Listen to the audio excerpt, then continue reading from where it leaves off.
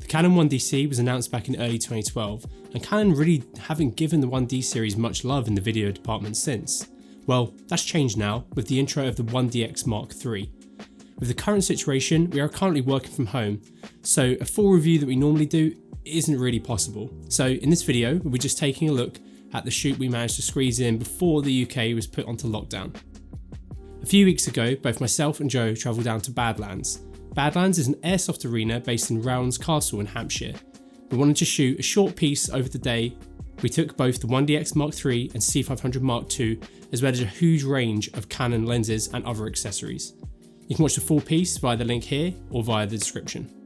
We took the C500 Mark II to shoot some BTS, as well as some other footage alongside the 1DX Mark III to see how well the 1DX Mark III works as a B camera with the C500 Mark II, as well as putting the camera through its paces. Let's start off talking about the camera physically. It was a very muddy and rainy day, but luckily the 1DX Mark III is an absolute tank. The build quality on this thing is everything you can expect now from a 1 series Canon camera. It feels great in the hand and will survive pretty much any weather conditions you can throw at it. Even our C500 Mark II was fine in these conditions as well. Myself and Joe switched between using either camera, and one thing we both commented on was the difference in form factor and usability. It's obvious that the C500 is going to be better for shooting video because it's designed solely for that. However, because the primary function of the 1DX Mark III is stills, you really do need to add some accessories to it to get it to a usable state for filming. And unfortunately, we didn't have access to any of these apart from the Ronin S, which it worked well with, though I do wish we had the optional plate for the 1DX. Luckily, the extra resolution and IS of the lenses meant we could still shoot handheld in RAW with lens stabilization, as well as the ability to stabilize in post, while still being able to deliver 4K. We also rigged up our Portkeys P6 onto the camera for monitoring the image, which was much easier to shoot with than the fixed screen on the back. Another thing that was interesting was how good the battery life was. We had 3 CP-E19 batteries and only made a small dent on the third after a full day just shooting in RAW.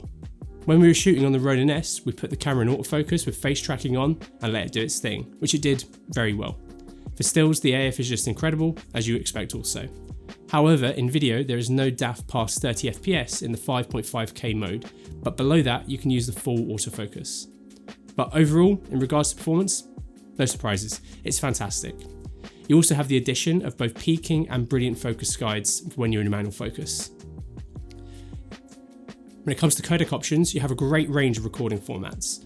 You have both All-I and IPB options, as well as Cinema RAW. The camera can also be set to record in either H.264 8-bit 420 or H.265 10-bit 422. You can enable this by enabling Canon Log in the menus. This toggles between these two options. However, the RAW capabilities are probably the star of the show here.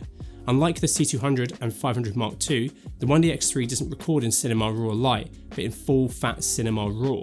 This means that when you are shooting in RAW, you are going to be getting some very large files. This is a huge step up from the 1DX Mark II and is a great sign of what the R5 may feature. You can also shoot up to 120 frames per second in 1080p. It looks alright, but not as good as the beautiful 4K 120 that the new C300 Mark III should shoot. If you haven't seen our first look at that, check it out here. Depending on what mode you're in, depends on what portion of the sensor you are using. So shooting with the camera is one thing, but how do the images look? Well, because of the nature of the RAW codec in the camera, the RAW just looks like you are shooting RAW stills. This is incredible, as you can essentially just pull stills out of the RAW video file and get very good looking images. However, when compared to the image of the C500 Mark II, you can really see a difference in image quality. Not only is the C500 Mark II better tonally, but the highlight roll-off and lack of dynamic range when compared to the C500 Mark II is noticeable when shooting with bright sky in the background.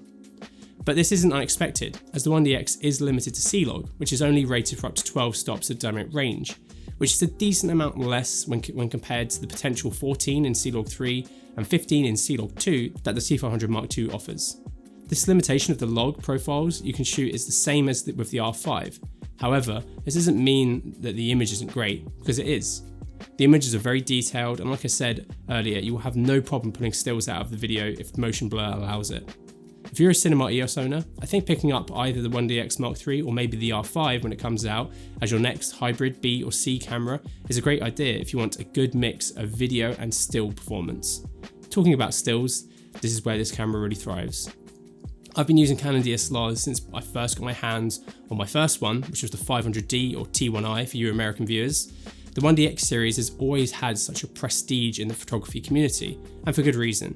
This new camera is just as fantastic as the Mark II, just with a few extra features added on top, which only make it even better. It's an absolute joy to photograph with, and though I do like the EOS R body, it's still nowhere near as comfortable and reliable to navigate quickly and effectively as a proper professional body like this. The performance of this camera is remarkable, and for pros looking for sheer speed of operation and capture, this is up there as one of the best stills cameras on the market. Let's take a look at our final piece of work. These clips in the edit are from the C500 Mark II, and these are from the 1DX Mark III. Let us know if you spotted the difference. The interview is shot with the 1DX Mark III and the L series 7200 2.8 IS Mark III with an aperture 120D as the key on camera left. We edited this piece during lockdown, but luckily we both had access to the RAW files. I edited the piece together, but the RAW files out of the 1DX wouldn't import into Premiere Pro, so I created proxies first, went through the edit, and then sent over an XML for Joe to grade the piece in Resolve and deliver. Overall, I think the cameras matched very well, and I'm really happy with how the piece turned out. You can watch it via the link here. Overall, the 1DX Mark III takes everything fantastic from the 1DX Mark II, but adds a much more compelling set of video features. Of course, it's Canon's flagship stills camera, and it does excel as a stills camera. However, I think there are a few different key demographics for this camera's video features. So, photographers looking for an amazing camera that when they are asked if they can do video, can also perform really well and provide a similar post-production experience to RAW stills. Travel videographers and photographers wanting incredible build quality, good battery life, reliable autofocus, and great image quality. Canon Cinema EOS owner ops wanting a solid B or C cam that can act as a fantastic stills camera also. If you don't want the still side of things, I would maybe suggest picking up a C200 over this. And then filmmakers who need fantastic autofocus in a smallish form factor without compromising on how flexible the image is. But let us know what you think of the 1DX Mark III in the comments, or you can join us over on our Discord server if you want to chat with CVP staff as well as other like-minded people. Thanks for watching, and I'll see you in the next one.